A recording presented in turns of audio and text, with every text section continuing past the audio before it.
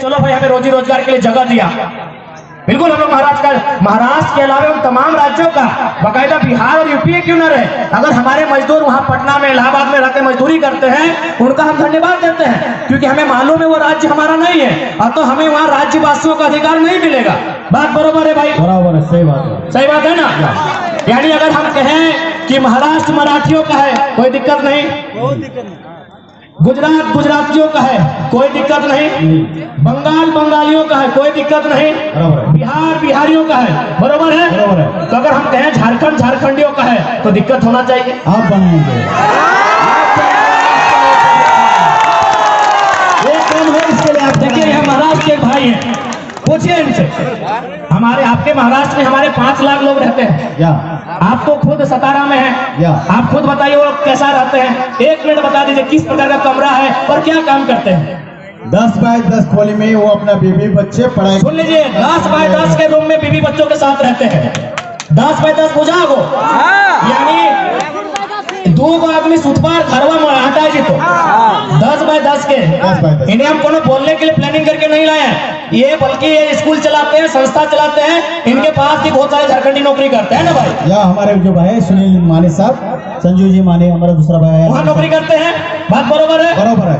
10 bye 10 के कमरे में, सुन लीजिए, 10 बाय 10 के कमरे में एक मराठी भाई यहाँ खड़ा होकर बोल रहे हैं, आज 50,000 की भीड़ में बोल रहे हैं कि जो झारखंडी वहाँ रहते हैं 10 बाय 10 के कमरे में, उसी कमरे में पत्नी भी रहती है। हाँ, पत्नी भी रहती है, बच्चे भी रहते हैं, सगे वाले भी रहते हैं, सगे वाले भी रहते हैं, गाँव वाले आएगा नहीं वो भी उधर रहता है। 10 बाय 10 के कमरे में पूरा परिवार रहता है। हमारी लड़ाई कैसे गलत है भाई, कौन हिसाब से गलत है? अब एक बात हम क्लियर कहना चाहेंगे, जो लोग हमारी बात को सुन रहे हैं वो झारखंड के अलावा किसी राज्य से रहे, हमारी लड़ाई किसी राज्यवासी से नहीं है, बात को समझिए। हम बात कर रहे हैं 1932 खतियान की। अब सवाल है कि 1932 का खतियान का मतलब ये थोड़ी है कि जो लोग खतियानधारी नहीं है राज्य से चले जाएं, ऐसा किसने कहा आपको? बिल्कुल नहीं। पहले समझिए कि खतियान का इस्तेमाल कहाँ होगा, खतियान का इस्तेमाल कहाँ होगा, उसका उपयोग कहाँ होगा ना। हम लोग मांग कर रहे हैं कि खतियान के आधार पर झारखंड की स्थानीय नीति बने, क्योंकि सभी झारखंडी नहीं होंगे, 140 करोड़ लोग झारखंड में होंगे। बात को समझिए, जितने भी गैर झारखंड के लोग यहाँ रहते हैं और अपने राज्य में भी, यानी दोनों राज्य में रहते हैं, बात को समझिए। भारत की अभी जनसंख्या मान के चलिए अनुमान 140 करोड़ है, अनुमान मानते हैं, और झारखंड की जनसंख्या मोटा मोटी 3.5 करोड़ है। तो भाई पूरा का पूरा 140 करोड़ झारखंडी नहीं हो सकता है, समझिए बात को। 140 करोड़ जो भारत की जनसंख्या है वो सबके सब झारखंडी नहीं हो सकते हैं। तो झारखंडी कौन है? तो जो झारखंड के भूभाग में रहते हैं। तो हमारे खतियान आधारित नीति का मतलब है कि इस राज्य के जो मूलवासी है, इस राज्य के बाहर जिनका सरकारी नौकरी के अलावे किसी सरकारी दस्तावेज में कोई नाम नहीं है, क्योंकि बहुत कोई रेलवे का नौकरी करते हैं, कोई इलाहाबाद में है, कोई कानपुर में है, कोई कर सेंट्रल नौकरी कोई कहीं कर सकता है, तो वहां सरकारी नौकरी में उसका नाम हो सकता है, लेकिन उसके अलावे उसका नाम किसी दस्तावेज में नहीं है। वो मूल रूप से झारखंडी है, जिनका सिर्फ और सिर्फ यही नाम है, यही दस्तावेज है, यही घर है, यही मकान है, यही सब कुछ है। अब सवाल है कि खतियान के आधार पर एक स्थानीय नीति बनेगी, उस स्थानीय नीति को लागू किया जाएगा जो झारखंड की वैकेंसी होगी।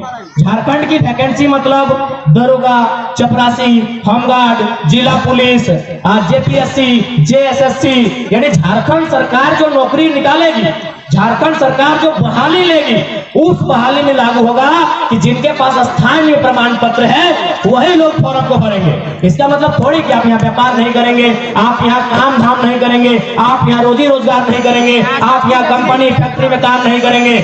ये गलत है, ये भ्रम है। तो इसलिए जितने भी लोग ऐसे हैं जो इस राज्य के नहीं हैं, आप तो कृपया भ्रम में ना रहें। हमारा मांग क्या है, हमारा आंदोलन क्या है, उसकी असलियत को समझने का काम करें। और मैं बिल्कुल कहता हूं, जो लोग ईमानदारी से, जो लोग निष्ठापूर्वक इस विषय को समझते हैं, वो कहीं का रहे, हमारे साथ खड़े हैं। और साथ ही साथ इसलिए उस भ्रम से बाहर निकलिए। बाकी हमारा डिमांड क्या है? निजी क्षेत्र में 75%, यानी 25% में बिहार, यूपी, बंगाल, उड़ीसा के कहीं के लोग आए, स्वागत है आपका। निजी क्षेत्र का मतलब है प्राइवेट सेक्टर। प्राइवेट सेक्टर में हम लोग का डिमांड क्या है 75%, बाकी 25% ओपन है, उसमें आप आए, जिसको आना है, जहां से आना है, आपको आने के लिए स्वागत है। हम लोग सरकारी क्षेत्र में क्या मांग कर रहे हैं कि जो हमारा ओबीसी का आरक्षण है उसको थोड़ा इंक्रीज किया जाए और उसको 90% झारखंडियों के लिए। अब सवाल आप करते हैं कि नहीं जनरल में बहुत ज्यादा छूट जाता है, तो वहां भी नियम है कि जनरल 1 और जनरल 2 में परिभाषित किया जा सकता है। बहुत सारे ऐसे राज्य हैं वहां जनरल मिलेगा, जनरल वर्ग से आते हैं, जनरल 1 और जनरल 2 में उसको परिभाषित किया जाता है। जो जनरल 1 होगा वो केवल झारखंडी भरेंगे, और जो जनरल 2 होगा जो 10% छूटेगा उसमें all over India, Bihar, UP, Bengal, Calcutta जहां भरे कोई मना नहीं। अब यहां से इन मुद्दों के बाद भी किनको लगता है हमारी लड़ाई गलत है भाई? और एक बात, जो लोग हमारे राज्य में चढ़ के बात करते हैं, अच्छा एक बात बोलिए भैया, आपके यहाँ उत्तर प्रदेश के लोग भी रहते हैं?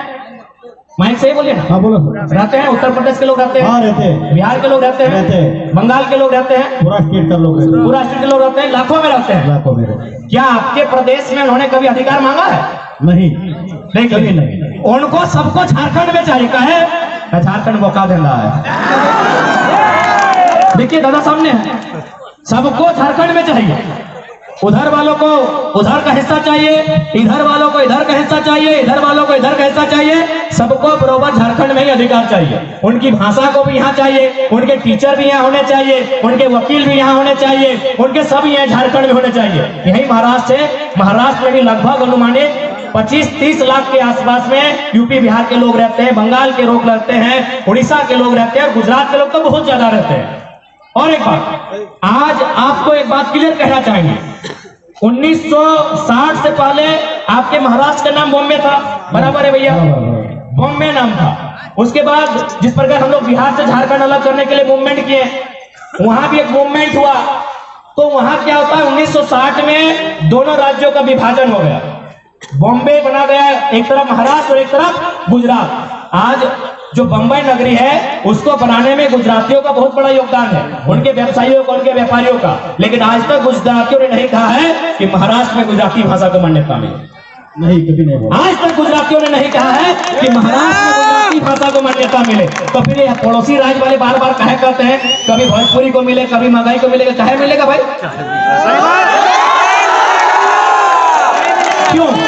और एक बात सुन लीजिए, हमारी लड़ाई कोई भाषा भाषी की नहीं है, बात को समझिए। हम लोग हर एक भाषा का सम्मान करते हैं, क्योंकि भाषा किसी की माँ की है, भाषा मातृभाषा से जोड़ा जाता है। जैसे हम लोग का किसी का संथाली है, किसी का कुड़माली है, किसी का खोरटा है, किसी का मुंडारी है, तो भोजपुरी मगही भी किन्हीं की मातृभाषा है। हमें किसी की मातृभाषा शिकायत नहीं है। हमारा बात को समझिए, हमारा शर्त ये है कि आप दुनिया की किसी भाषा को झारखंड में रह के गीत गाएं, उसका गाना सुने, हम कानूनी मान्यता नहीं देंगे। बात समझिए, सरकारी दस्तावेज में मान्यता नहीं देंगे, हम ये बात कह रहे हैं। हाँ, बाकी अगर उसके बाद भी अगर आपको दुविधा है तो जिला वाइज सर्वे कीजिए। पलामू गढ़वा साइड में हो सकता है उन भाषाओं को बोला जाता है, तो उसमें एक बुद्धिजीवी जो भाषा साहित्य का ज्ञान रखते हैं, जो भाषा पे जिनका एक बहुत बड़ा रिसर्च रहा है, वो जिला वाइज कैटेगरी कर सकते हैं, और जिला वाइज जो सीमा है सटा हुआ वहां उन भाषाओं की बात कर सकते हैं। पूरे झारखंड में अब कहीं नहीं, और खासकर धनबाद बोकारो में आप उठा के ले आइएगा उन भाषाओं को जो धनबाद बोकारो में नहीं है, तो ये हमारा दुर्भाग्य है। तो लड़ाई कभी भाषा की नहीं है, बात एकदम क्लियर है। तो इसलिए जो भी लोग हैं इस राज्य के नहीं है, और आपसे तो हम एक संदेश देना चाहेंगे, जब आप महाराष्ट्र जाते हैं तो भाई महाराष्ट्र की आबो हवा को स्वीकार करते हैं, तो झारखंड आए हैं, बिल्कुल झारखंड की आबो हवा को स्वीकार कीजिए। और एक विशेषकर जो अनूप सिंह जी हैं और उनके जो समर्थक हैं, क्योंकि जैसा कि इतिहास कहता है चपरी के सूर्यनारायण महतो ने उनके परिवार को यहाँ बसाया है, तो जैसा कि इतिहास कहता है, हम उनसे यही कहना चाहेंगे कि यदि आप यहाँ रहते हैं अच्छी बात है, तो जिन लोगों ने आपको जमीन दिया, जिन लोगों ने आपको कोयला का खदान दिया, उन लोगों को नेता मानने में क्या दिक्कत था? अगर कोई महाराष्ट्र में रहेगा तो मराठी को नेता मानेगा, मानेगा कि नहीं मानेगा? मानेगा। लेकिन हमारे झारखंड का दुर्भाग्य है, भाई झारखंड में रहते हुए झारखंड के लोगों को नेता नहीं मानते। फिर भी हम उनको कहेंगे कि आप निश्चिंत रहे, व्यवसाय करने से कोई रोक टोक नहीं है, नौकरी चाकरी प्राइवेट सेक्टर में, सरकारी सेक्टर में भी कुछ प्रतिशत कोई रोक टोक नहीं है। तो इस और एक बात आपको भी हम कहेंगे, अरे हम तो शुरू से बोले हैं कि बंगाल हमारा बड़ा भाई है, बिहार हमारा मंझला भाई है, उड़ीसा हमारा संजला भाई है और हम छोटे भाई हैं। हमने हमेशा बराबर कहा है कि बंगाल हमारा बड़ा भाई है